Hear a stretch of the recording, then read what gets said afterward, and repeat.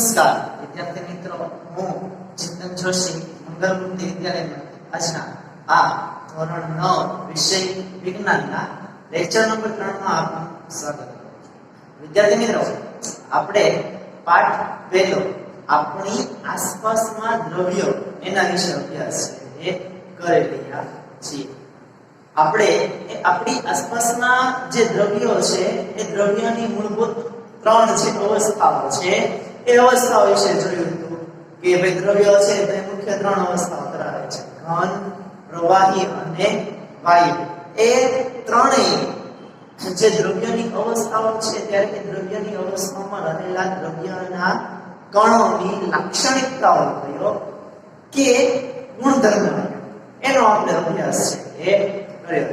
આગળ હવે આજે આપણે જે જોવાનું છે એમાં છે પદાર્થની ભિન્ન અવસ્થાના ગુણધર્મોમાં જોવા મળતા ફેરફારોની તુલના કરવાની છે. કે આપણે જે આપણી પાસે ઘન અવસ્થા, પ્રવાહી અવસ્થા કે વાયુ અવસ્થા છે એ અવસ્થામાં દ્રવ્યના કણો રહેલા છે, તો એ ત્રણ અવસ્થાની એક સાથે આપણે લાક્ષણિકતાઓ જોવાની છે. આપણે બીજા લેક્ચરમાં છે તો ત્રણેય કણોની અલગ અલગ લાક્ષણિકતાઓ છે એ જોઈતી. આજે છે તો આપણે એ ત્રણેય અવસ્થાઓને સાથે રાખી અને એના જે દ્રવ્યના કણો છે એ દ્રવ્યના કણોના જે ગુણધર્મો છે એ ગુણધર્મોમાં કેવી લાક્ષણિકતાઓ જોવા મળે છે એ લાક્ષણિકતાઓની ચકાસણી કે તુલના કયો, ફેર કયો, ભેદભાવ કયો એના વિશે છે જોવાનું છે. તમારી સામે કોષ્ટક દોરેલું છે. અવસ્થા આપણી ત્રણ અવસ્થા છે. ઘન અવસ્થા, દ્રવ્યની મુખ્ય ત્રણ અવસ્થાઓમાં ઘન અવસ્થા, પ્રવાહી અવસ્થા અને વાયુ અવસ્થા છે જોવા મળે છે. આપણે એના જે દ્રવ્યના કણો છે ઘન અવસ્થાના, પ્રવાહી અવસ્થાના અને વાયુ અવસ્થાના દ્રવ્યના કણો એમના જે ગુણધર્મો છે એ ગુણધર્મમાં કેવો ફેરફાર જોવા મળે છે એની તુલના કરવાની છે. ગુણધર્મો કયા છે? તો કે આ છ ગુણધર્મો આપણને દ્રવ્યના કણોના મુખ્યત્વે જોવા મળે છે. કણોની ગોઠવણી, આકર્ષણ બળ, આકાર, કદ, ગબનીયતા અને સખતાઈ. આના આધારે આપણે ફેરફાર લખવાનો છે. આપણે પહેલા ગુણધર્મની વાત કરીએ, કણોની ગોઠવણી. તો ઘન અવસ્થા નહીં વિદ્યાર્થી મિત્રો, ઘન અવસ્થા. તો ઘન અવસ્થા માટે આપણે આવું લીધું. ઘન અવસ્થા એમાં આ રીતના કણોને આપણે દર્શાવેલા હતા. તો ઘન અવસ્થા માટે જે કણોની ગોઠવણી છે, ઘન અવસ્થાના કણોની ગોઠવણી, તો આપણે જોઈ શકીએ છીએ, કહી શકીએ છીએ કે ઘન અવસ્થામાં જે દ્રવ્યના કણો છે એ દ્રવ્યના કણો એકબીજાને કેવા ગોઠવેલા છે? તો કે ઘન અવસ્થામાં દ્રવ્યના કણો એકબીજાની ખૂબ જ નજીક ગોઠવાયેલા છે. નજીક તો છે પણ સાથે સાથે કેવા છે? તો કે નિશ્ચિત છે એ જોવા મળે છે. કણોની ગોઠવણી કેવી છે? ચોક્કસ માળખામાં નિશ્ચિત છે એ જોવા મળે છે. આમ વેરવિખેર થઈ ગયેલા કે અનિયમિત કણ આપણને જોવા મળતા નથી. કેવા કણો છે? તો કે ચોક્કસ રીતે ગોઠવાયેલા, ચોક્કસ આકારમાં કણો છે એ આપણને ગોઠવાયેલા છે એ જોવા મળે છે. એટલે ઘન અવસ્થામાં કણોની ગોઠવણી કેવી હોય છે? તો આપણે શું કહીશું? તો કે નિશ્ચિત છે એ જોવા મળે છે. પ્રવાહી કણોની વાત કરો વિદ્યાર્થી મિત્રો. પ્રવાહી કણોમાં આપણે દ્રવ્યના કણોની ગોઠવણી જોઈ તો આપણને કંઈક આવી જોવા મળતી. હવે પ્રવાહી કણોમાં, પ્રવાહી અવસ્થામાં જે દ્રવ્યના કણો છે એની ગોઠવણીની વાત કરો ને તો એમના કણો ઘનની જેમ એકબીજાની નજીક ગોઠવાયેલા છે. એટલે કણોની ગોઠવણી નિશ્ચિત નથી. તમે ઘન અવસ્થાનો કોઈ પણ પદાર્થ હોય તો એના કણોની ગોઠવણી નિશ્ચિત છે કે ભાઈ જો ચોરસ આકારમાં ગોઠવાયેલા હશે તો એ દરેક જગ્યાએ ચોરસ આકારમાં કણોની ગોઠવણી છે એ જોવા મળે છે. પણ પ્રવાહી અવસ્થા છે તો પ્રવાહી અવસ્થામાં તો આપણે જોઈએ છીએ કે કણો છે આ દ્રવ્યના કણો એકબીજાથી દૂર ગોઠવાયેલા છે, એકબીજાની નજીક ગોઠવાયેલા છે. ને હવે દૂર ગોઠવાયેલા હોય તો એમના વચ્ચે જે આકર્ષણ બળ છે એ ઘટે છે એટલે આપણે એવું કહીએ છીએ કે પ્રવાહી પદાર્થ છે તો એ ઘનમાં આપણે કહી શકીએ ઘનને ચોક્કસ આકાર છે એ ચોરસ ગોઠવાયેલા છે ઘનના કણો ચોરસ ગોઠવાયેલા છે તો એ ચોરસ જ રહેવાનું એટલે કેવું નિશ્ચિત પણ પ્રવાહી છે તો પ્રવાહીનો આકાર છે પ્રવાહીના કણોની ગોઠવણી કેવી જોવા મળે બદલાતી જોવા મળે તમે પ્રવાહીને જે પાત્રમાં કે જે આકારમાં ગાળો એ પ્રકારનો આકાર પ્રવાહી ધારણ છે એ કરે છે એટલે પ્રવાહી કણોમાં પ્રવાહી અવસ્થામાં કણોની ગોઠવણી માટે આપણે શું કહી શકીએ તો કે પ્રવાહી ના જે કણો છે એ કણો એકબીજાથી કેવા છે દૂર છે આમાં ઘનના કણો નિશ્ચિત અને એકબીજાથી કેવા થયા તો કે ખૂબ જ નજીક છે આમાં પ્રવાહી અવસ્થામાં તો ઘનથી દૂર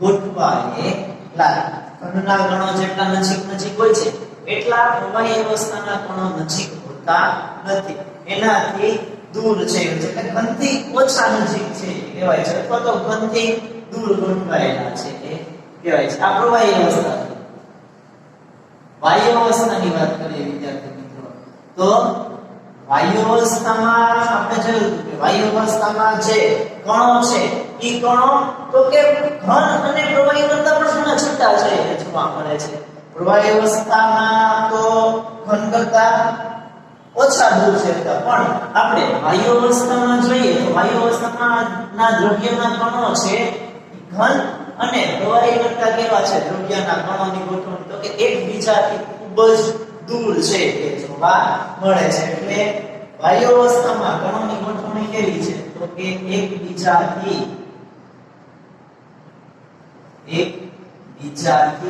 ખૂબ દૂર આવી રીતે વાયુ અવસ્થાના કણો છે એ ગોઠવાતા મળે છે બીજા ગુણધર્મની વાત કરીએ બીજો ગુણધર્મ છે આકર્ષણ બળ જ્યારે દ્રવ્યના કણો કોઈ પણ અવસ્થામાં ગોઠવાતા હોય પ્રવાહી અવસ્થા વાયુ અવસ્થા ઘન અવસ્થા કોઈ પણ અવસ્થામાં ગોઠવાય ત્યારે એમના કણો વચ્ચે ચોક્કસ આકર્ષણ બળ છે જોવા મળે છે એ ત્રણેય અવસ્થામાં આકર્ષણ બળ આપણને અલગ જોવા મળે છે હવે આકર્ષણ બળ શેના ઉપર આધાર રાખે છે તો કે કણોની ગોઠવણી ઉપર આધાર રાખે છે તમે ઘનમાં જોઈ શકો છો કે ઘનમાં દ્રવ્યના જે કણો છે ઘન અવસ્થાના દ્રવ્યના કણો એની ગોઠવણી કેવી છે તો કે એમાં દ્રવ્યના કણો એકબીજાને ખૂબ નજીક છે એટલે એકબીજા સાથે ગાઢ રીતે જોડાયેલા છે એટલે એને તમે સરળતાથી આમ છૂટા પાડવા છે તો છૂટા પાડી શકતા નથી તોડવા હોય તો સરળતાથી છે કે તોડી શકાતું નથી એટલે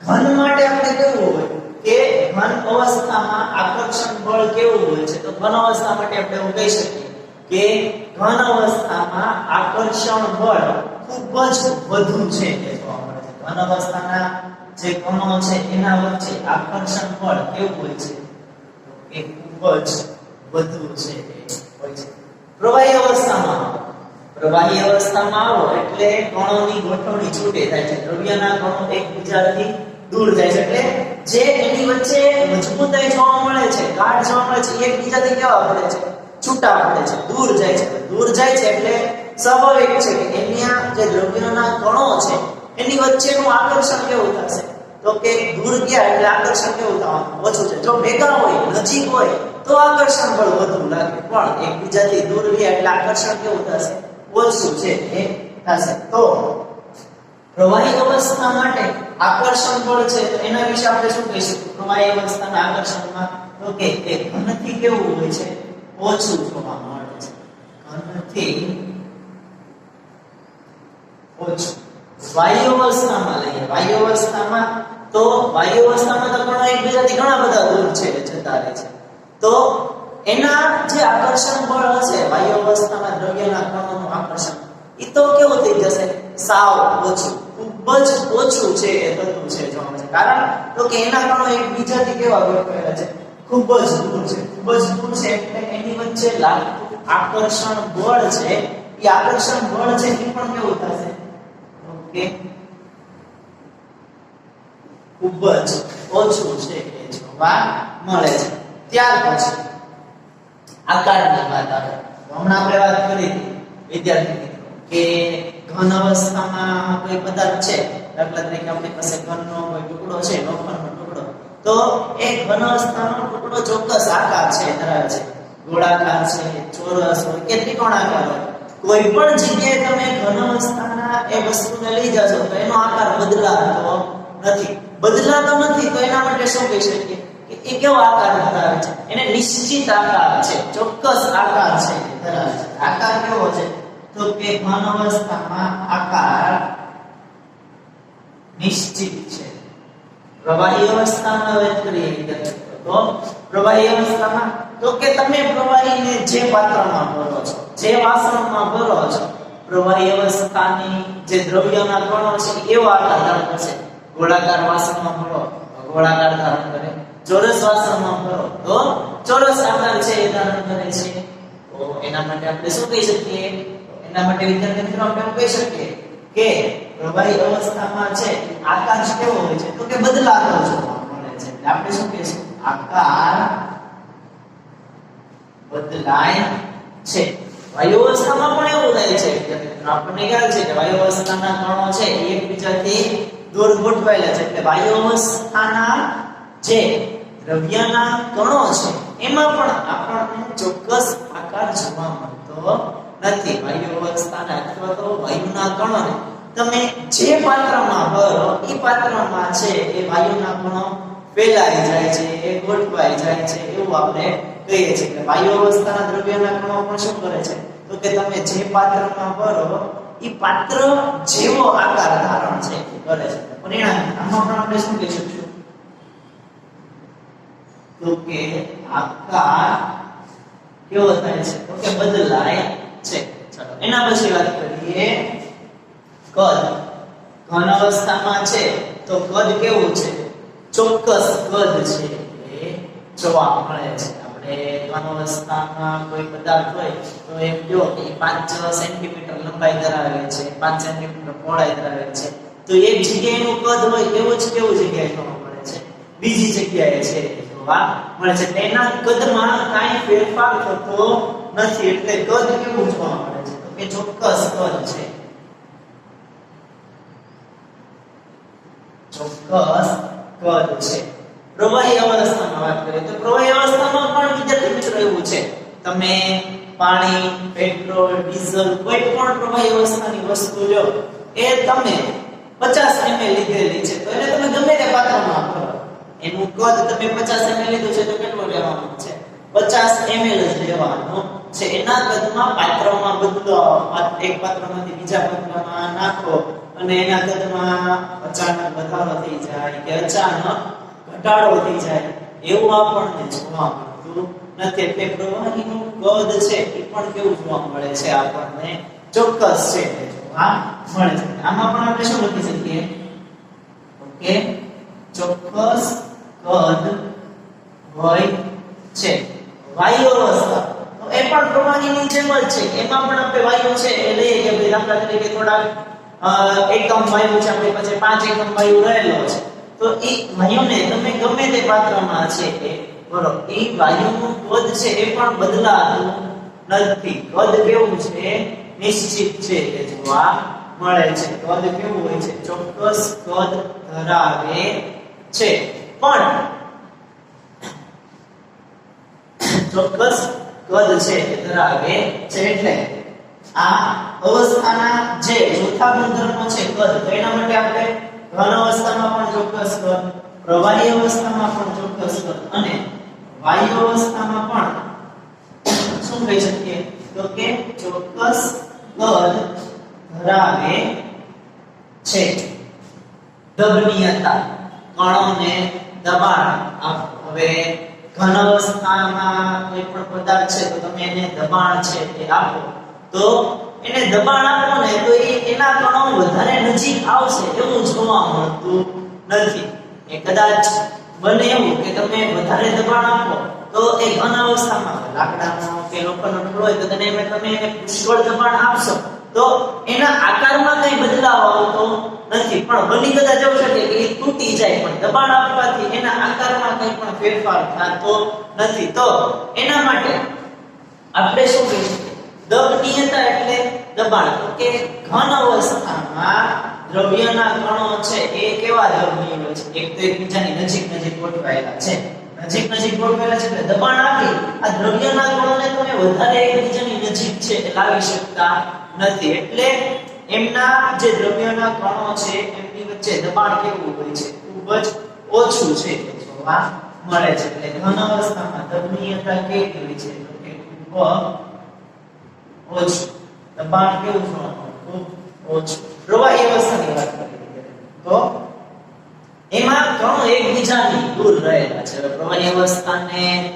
દબાણ આપો તો એ પ્રવાહીના કણોને તમે એકબીજાની દૂર ગોઠવાયેલા હોવાથી દબાણ આપી પ્રવાહીના કણોને એકબીજાની નજીક છે એ લાવી શકો જો પ્રવાહીના કણો એકબીજાની નજીક છે એ આવે છે તો એના માટે પ્રવાહીના કણોને તમે દબાણ આપી શકો છો ઘનના કણો એકબીજાની નજીક ગોઠવાયેલા છે એટલે દબાણ આપી શકાતું નથી પણ પ્રવાહીના કણો તો એકબીજાથી કેવા છે દૂર છે એટલા માટે તમે એને શું કરી શકો છો દબાણ છે એ આપી શકો છો દબાણ આપી શકતા હોવા આપણે શું કહીશું પ્રવાહી અવસ્થામાં તો કે ઘનથી વધુ પ્રવાહી અવસ્થામાં દબનીયતા કેવી હોય છે તો કે ઘન અવસ્થા કરતા વધારે વાયુ અવસ્થામાં વાત કરીએ તો વાયુ અવસ્થામાં તો કણો એકબીજાથી ઘણા બધા દૂર છે ગોઠવાયેલા જોવા મળે છે એકબીજાથી ઘણા બધા દૂર છે ઘણા બધા દૂર હોય એટલે એને તમે પ્રમાણમાં ખૂબ વધારે દબાણ છે એ લગાડી શકો છો ખૂબ દબાણ છે એ લાગી શકે છે એટલે વાયુ અવસ્થા માટે શું કહી શકશું વિદ્યાર્થી મિત્રો તો કે વાયુ અવસ્થામાં દબાણ છે દ્રવ્યના કણો વચ્ચે કેવું જોવા મળે છે તો કે ખૂબ જ વધુ આપણને દબાણ છે એ જોવા મળે છે છેલ્લો નંબર છે સખ્તાઈ જેને મજબૂતાઈ અથવા તો બીજા શબ્દોમાં આપણે દ્રઢતા એવું કહીએ છીએ સખ્તાઈ કે મજબૂતાઈ અથવા દ્રઢતા જેને કહેવામાં આવે છે હવે ઘન અવસ્થાનો કોઈ પણ કણ હોય તો એને તમે સરળતાથી તોડી શકતા નથી એને દબાણ આપો વધારે દબાણ આપો તો તૂટશે પણ સરળતાથી એને તોડી શકતા નથી કારણ તો કે એના કણો એકબીજાની નજીક છે છે એને સરળતાથી તોડી શકતા નથી એટલે એ કેવો છે ખૂબ જ મજબૂત ખૂબ જ દ્રઢ છે એવું આપણે છે કહીએ છીએ તો ઘન અવસ્થા માટે સખ્તાઈ કે દ્રઢતા છે એ કેવી કહેશું તો કે ખૂબ જ દ્રઢ છે એ કહેવાય છે દ્રઢતા કે મજબૂતાઈ કેવી હોય છે વધુ છે જોવા મળે છે ખૂબ જ દ્રઢ છે એ કહેવાશે પ્રવાહી અવસ્થામાં વાત કરીએ વિદ્યાર્થી તો પ્રવાહી અવસ્થામાં તો પ્રવાહી અવસ્થા છે તો એને તો કઈ તમે દબાણ છે આપી શકવાના નથી એને કઈ ઘનની જેમ દબાણ આપવું કે એમાં મજબૂતાઈ નક્કી કરવી છે તો કઈ રીતે નક્કી કરવું તો પ્રવાહી અવસ્થા છે એને તમે દ્રઢ કહી શકતા નથી પાણી છે કે કોઈ પણ પ્રવાહી એને તમે ઢોળો એટલે શું થાય છે વહન પામે છે એના માટે આપણે વહનશીલતા એવો શબ્દ વાપરીએ છીએ પ્રવાહી છે તો એને આપણે તરલ કીધું છે ઘન છે તો ઘન છે એને તરલ કહેવાતો નથી કે ત્યાં ઘનના કણો જે જગ્યાએ છે ત્યાં જોવા મળે છે પણ પ્રવાહીના કણો છે એ શું થાય છે વહન પામે છે એટલે પ્રવાહીના કણો મજબૂત કહેવાતા નથી દ્રઢ કહેવાતા નથી તો એને કેવા કહેશું આપણે તો કે તરલ છે જ્યારે વાયુ અવસ્થામાં તો કે વાયુ અવસ્થામાં તો ખૂબ વધારે તરલ છે કારણ કે એકબીજાથી ખૂબ દૂર ગોઠવાયેલા છે એટલે વાયુ અવસ્થામાં કણોની ગતિ છે જે કણોની ગતિ પ્રવાહી અવસ્થા કરતા પણ વધારે છે જોવા મળે છે પ્રવાહી અવસ્થા કરતા વધારે જોવા મળતા હોવાથી એને આપણે કહેવા કહેશું તો કે ખૂબ જ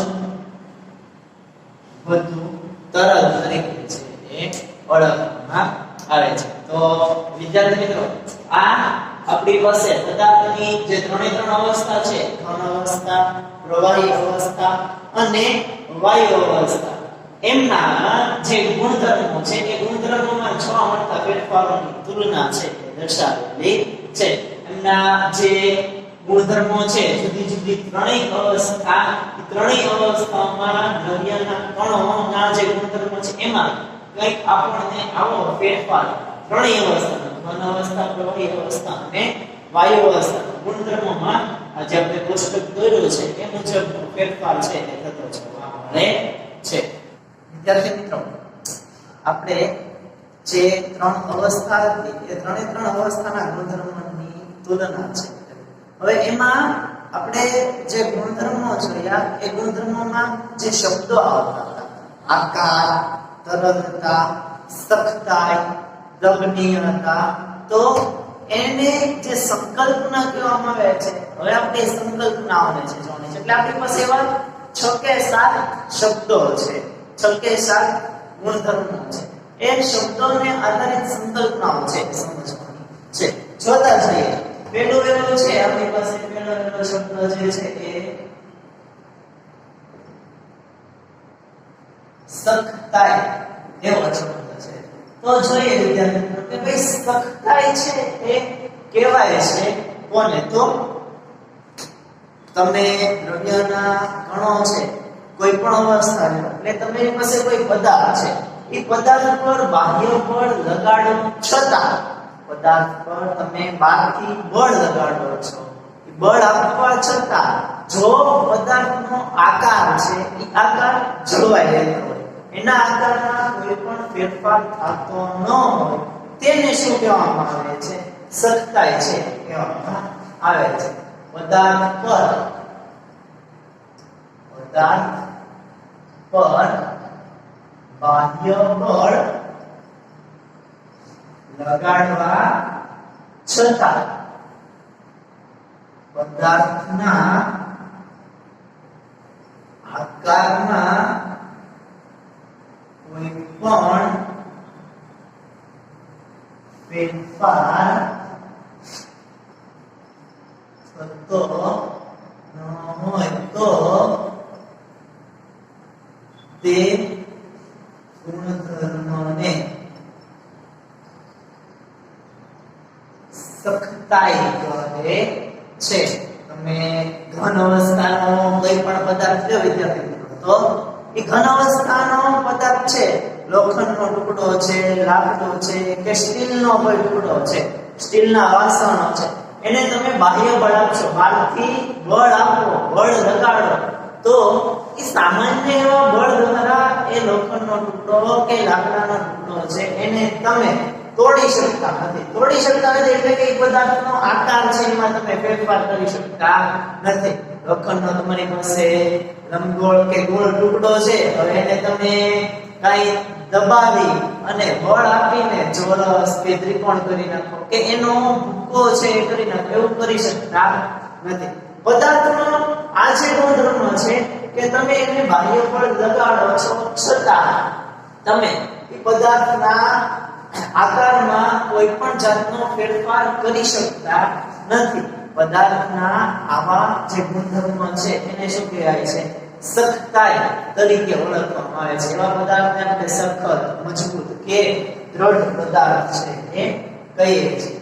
બીજું જે છે એ છે સંકોચનીયતા. હવે સંકોચનીયતા એટલે શું? આપણને પહેલા તો એ ખબર છે હોય છે. તો દ્રવ્યની જે ત્રણ અવસ્થા છે, ઘન, પ્રવાહી અને વાયુ, એમાં તમે કણોની ગોઠવણી જોઈ કે ઘનમાં કણો એકબીજાની નજીક છે, પ્રવાહીમાં ઘનથી દૂર અને વાયુ અવસ્થામાં તો એકબીજાથી ઘણા બધા દૂર છે આવેલા છે. તમે જ્યારે પદાર્થને બળ લગાડો ત્યારે એમનો આકાર છે એ બદલાતો હોય અથવા તો એ જે દ્રવ્યના કણો છે એ એકબીજાની નજીક આવતા હોય ત્યારે એને સંકોચનીયતા તરીકે ઓળખવામાં આવે છે. પ્રવાહી અવસ્થા અને વાયુ અવસ્થાના જે દ્રવ્યના કણો છે એ એકબીજાથી કેવા છે? ખૂબ જ દૂર છે, ગોઠવાયેલા છે. હવે દૂર ગોઠવાયેલા છે એટલે તમે એને બાહ્ય બળ આપશો, બાહ્ય બળ આપશો એટલે દ્રવ્યના કણો એકબીજાની કેવા આવશે? નજીક આવશે. નજીક આવશે એટલે એમનું જે દ્રવ્યના કણોએ જેટલી જગ્યા રોકે છે એ જગ્યા કેવી થશે? ઘટશે, ઓછી થશે. એટલે એનું સંકોચન થાય છે એવું આપણે કહેશું. એને શું કહેવાય છે? સંકોચનીયતા તરીકે ઓળખવામાં આવે છે. જોઈએ કે પદાર્થના દ્રવ્યના કણો વચ્ચે પદાર્થના દ્રવ્યના કણો વચ્ચે આપણે ઈ દ્રવ્યના કણો વચ્ચે શું જોઈ શકીએ છીએ? તો કે અવકાશ છે એ હોય છે. પદાર્થના દ્રવ્યના કણો વચ્ચે અવકાશ હોય છે. તેને આપણે શું આપીએ? બાહ્ય બળ આપતા, બાહ્ય બળ અથવા તો દબાણ આપ્યો છે. એ દબાણ આપતા દ્રવ્યના ઘટક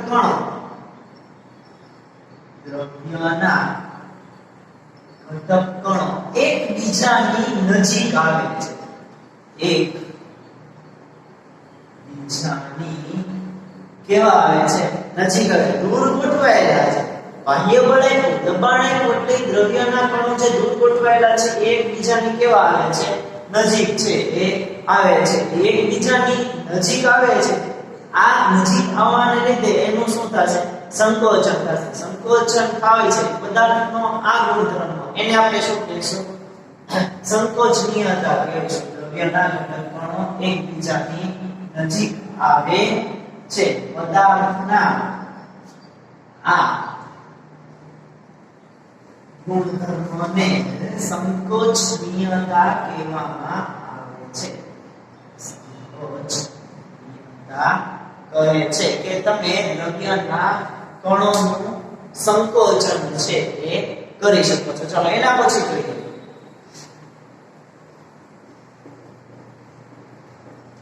તરલતા. આપણે જે દ્રવ્યના કણોના ગુણધર્મો જોયા વિદ્યાર્થી એ દ્રવ્યના કણોના ગુણધર્મમાં આપણે પ્રવાહી અને વાયુ અવસ્થાના જે દ્રવ્યના કણો છે એમાં ગુણધર્મ લીધો હતો કે પ્રવાહી અવસ્થા અને વાયુ અવસ્થામાં દ્રવ્યના કણો કેવા છે? તરલ છે. તરલ એટલે શું? તો કે તમે દ્રવ્યના કણો એક જગ્યાએથી બીજી જગ્યાએ છે એ સરળતાથી વહન પામી શકતા હોય તો એ ગુણધર્મને શું કહેવામાં આવે છે? દ્રવ્યનો કે પદાર્થનો તરલતાનો ગુણધર્મ છે એ કહેવામાં આવે છે. વહન અવસ્થામાં છે તો દ્રવ્યના કણો એક જગ્યાએથી બીજી જગ્યાએ વહન પામી શકતા નથી. પણ વાયુ અવસ્થા અને પ્રવાહી અવસ્થા એમાં જે દ્રવ્યના કણો છે તો એને એક જગ્યાએથી બીજી જગ્યાએ વહન કરવા માટે તમારે જાજુ કાર્ય કરવું પડતું નથી. એ દ્રવ્યના કણો સરળતાથી એક જગ્યાએથી બીજી જગ્યાએ, એક જગ્યાએથી બીજી જગ્યાએ વહન છે એ પામે છે. એટલે દ્રવ્યના કણોનો આ ગુણધર્મ એને શું કહેવાય છે? તરલતા તરીકે છે ઓળખવામાં આવે છે. દ્રવ્યનું એક જગ્યાએથી બીજી જગ્યાએ સરળતાથી વહન થઈ શકતું હોય તો દ્રવ્યના તે ગુણધર્મને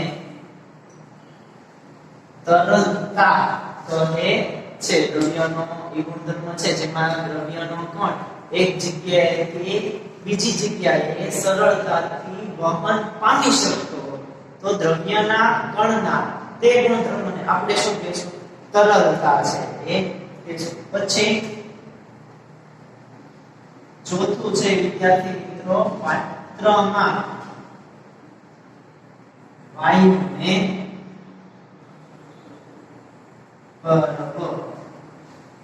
તમારા ઘરે આપણે રાંધવા માટે ગેસના બાટલા સીએનજી કે એલપીજી જે આવે છે એ જોયા છે. એટલે એ એક પાત્ર છે, નળાકાર પાત્ર છે. એ નળાકાર પાત્રની અંદર આપણે શું કરીએ છીએ? વાયુ છે, એલપીજી કે સીએનજી વાયુ છે એ ભરેલો છે. હવે એવું શું કામ? તો કે વાયુના કણો કેવી ગતિ કરે છે? અસ્ત વ્યસ્ત ગતિ કરે છે. કારણ કે વાયુના કણો છે એકબીજાથી કેવા છે? છૂટા છે. એની વાયુના કણોની ગતિ કેવી હોય છે? અનિયમિત અને અસ્તવ્યસ્ત છે એ હોય છે. એટલે એ વાયુના કણોની આવી ગતિના કારણે આપણે એને પાત્રની અંદર શું કરી શકીએ છીએ? સરળતાથી છે એ ભરી શકીએ છીએ. એના માટે આપણે લખી શકીએ કે વાયુના કણો એકબીજાથી ખૂબ જ દૂર છે, તેમજ તેમની ગતિ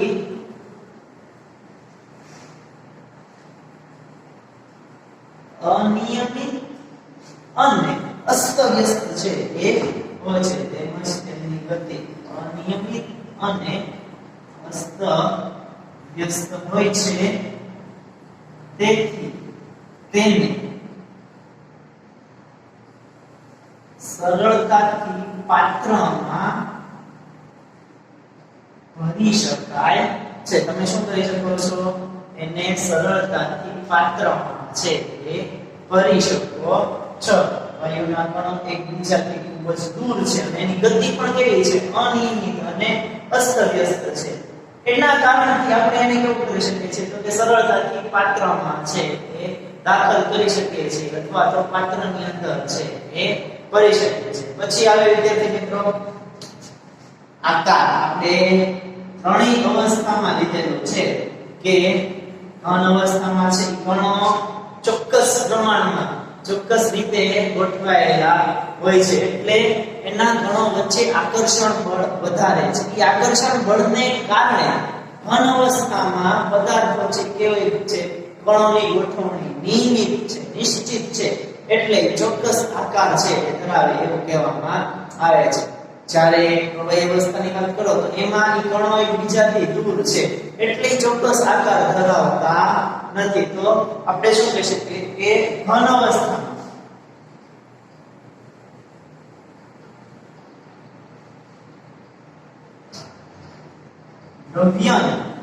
ઘન અવસ્થામાં દ્રવ્યના કણોની નિશ્ચિત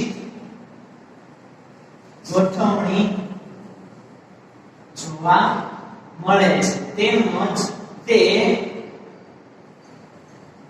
આકર્ષણ બળ ધરાવે છે. તેથી તેને ચોક્કસ આકાર હોય છે. કણોની ગોઠવણી નિશ્ચિત હોય, આકર્ષણ બળ હોય તો ચોક્કસ આકાર છે એ જોવા મળે. ખાલી ઘન અવસ્થામાં જ દ્રવ્યના કણો છે નિશ્ચિત ગોઠવણી ધરાવે છે અને આકર્ષણ ધરાવે છે, એટલે એમાં આપણને શું જોવા મળે છે? તો કે ચોક્કસ આકાર છે એ જોવા મળે છે. આવું પ્રવાહી અને વાયુ અવસ્થામાં જોવા મળતું નથી. પછી કણોની ગતિ ઊર્જા આવે. જ્યારે દ્રવ્યના કણો એકબીજાથી દૂર ગોઠવાયેલા હોય, પ્રવાહી અવસ્થા અને વાયુ અવસ્થાની વાત છે એ કરો, ત્યારે દ્રવ્યના કણો જ્યારે એકબીજાથી દૂર હોય ત્યારે દ્રવ્યના કણો ગતિ કરે છે. આપણે વાયુ અવસ્થામાં કીધું કે વાયુ અવસ્થામાં દ્રવ્યના કણોની ગતિ અનિયમિત અને અસ્તવ્યસ્ત છે. તમે પ્રવાહી અવસ્થા લો તો એમાં પણ પાણી કે કોઈ પણ પ્રવાહી ઢોળાય છે તો એ વિસ્તારમાં ફેલાય છે, એટલે એના દ્રવ્યના કણો ગતિ કરે છે. હવે ગતિ ક્યારે કરી શકે? તો કે એના પાસે ગતિ કરવા માટેની ઊર્જા હોય ત્યારે ગતિ છે એ કરી શકે છે. એટલે કે જ્યારે દ્રવ્યના કણો એકબીજાથી કેવા હોય છે? તો કે દ્રવ્યના કણો એકબીજાથી દૂર ગોઠવાયેલા હોય ત્યારે એ દ્રવ્યના કણો ગતિ કરે છે, જેને ગતિ ઊર્જા તરીકે છે ઓળખવામાં આવે છે. દ્રવ્યના કણો જ્યારે એકબીજાથી દૂર ગોઠવાયેલા હોય છે ત્યારે તે કણો સતત ગતિશીલ હોય છે તેને કણો ગતિશીલ હોય છે તેને શું કહેવામાં આવે છે તો કે તેને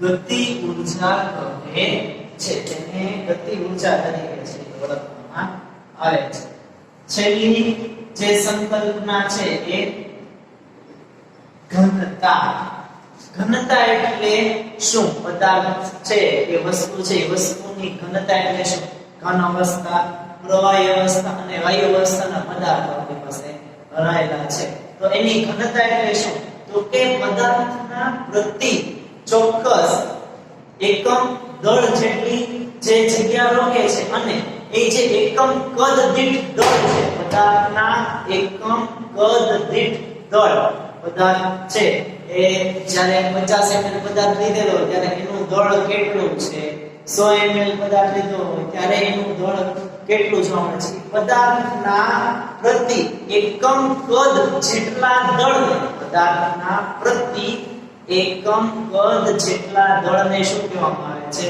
પદાર્થની ઘનતા તરીકે છે એ ઓળખવામાં આવે છે પદાર્થના પ્રતિ એકમ કદ દીઠ દળને પદાર્થની ઘનતા કહે છે ઘનતા બરાબર દળ ભાગ્યા કદ એટલે આના ઉપરથી તમે એમ કહી શકો કે જો પદાર્થનું કદ વધારે દળ ઓછું અને કદ વધારે હોય તો પદાર્થની ઘનતા ઓછી પણ દળ વધુ અને કદ ઓછું તો ઘનતા વધુ દળ ઓછું અને કદ વધારે હોય તો ઘનતા છે એ ઓછી જોવા મળે છે એટલે વિદ્યાર્થી મિત્રો આવી આપણને 7 સંકલ્પના છે 7 પદો છે સમજાવેલા છે ક્રિયા સખ્તાઈનો અર્થ સંકોચનીયતાનો અર્થ તરલતાનો અર્થ પાત્રને ભાગોમાં કરવો આકાર ગતિ ઊર્જા અને ઘનતા આવા 7 પદો આપણને છે આપેલા છે સાથે 7 પદોનો અર્થ દ્રવ્યના કણોના સંદર્ભમાં આપણે કંઈક આવો છે એ કરી શકીએ મિત્રો આ સાથે 7 પદ અને એની સંકલ્પના તમારે તમારી નોટબુકમાં છે ઉતારવાના છે આપણે આજનો આપણો લેક્ચર છે એ અહીંયા સુધી છે રાખીએ છીએ આગળનું છે એ આપણે હવે જ્યારે નેક્સ્ટ લેક્ચરમાં મળશું ત્યારે અભ્યાસ કરીશું